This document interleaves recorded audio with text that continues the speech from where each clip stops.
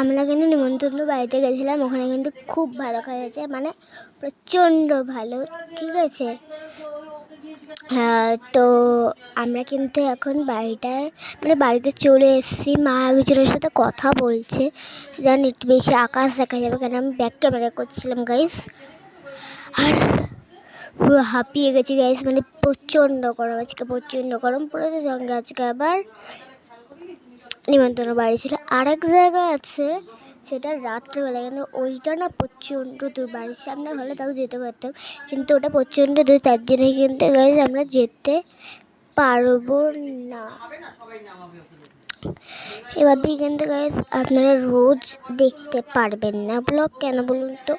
কেন আমার মামার ওয়াইফাই চলে গেছে, ওইদিকে কিন্তু আমাকে মানে আমাদের নিমন্ত্রণ বাড়িতে যেটা খাইয়েছিল ঘি ভাত, ঘি, তারপর হলো আবার আলু ভাজা দিয়েছিল, তারপর হলো আলু উচ্ছে ভাজা দিয়েছিল, তারপর হলো আবার দিয়েছিল আলুর চিপস দিয়েছিল, তারপর হলো দিয়েছিল ভাত ডাল, তারপর আরও অনেক কিছু ছিল, মানে এত দিয়েছে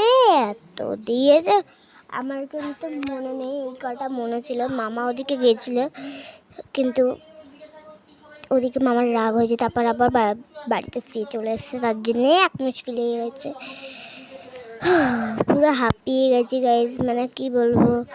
ওদিকে কিন্তু আমার মাও কিন্তু প্রচণ্ড হাঁপিয়ে গেছে। ঠিক আছে, আমি কিন্তু এখন লিভ দিচ্ছি, তার জন্য কিন্তু আপনারা বলে দিলাম যে রোজ ব্লগ দেখতে পারবেন না। যদি বা আমি রোজ ব্লগ দিতাম না, আমি রোজ রিলস দিতাম, ওটাকে ব্লগ বলে না, ওটা রিলস বলে। ঠিক আছে, রিলস দিতাম, ব্লগটা দিতাম না বেশি একটা, তার জন্য কিন্তু আমি একটা না 3-4টে সেরেছি, কিন্তু এইটা হলো সবচেয়ে বড় ব্লগ। ঠিক আছে, ওদিকে কিন্তু আমি হাসছি কেন বলুন তো? ওই জানি আমার শুধুমাত্র ঠোঁটটা দেখা যাবে, কেন বলুন তো গাইস? বললাম তো প্রচণ্ড ঘামছি গাইস, প্রচণ্ড ঘামছি এখন। আমি জানি হাতটা, মানে আমি যখন হাঁটছি আমি কিন্তু এখন বাড়িতে চলে এসেছি পুরোপুরি।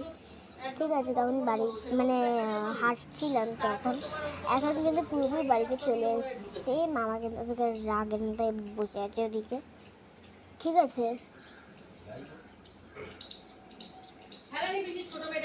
বাপরে আমি কিন্তু পুরোপুরি হাঁপিয়ে গেছি, মানে এত হাঁপিয়ে যাওয়া কোনোদিনও ভাবিনি। ঠান্ডা জল খাই, তারপর কথা হচ্ছে।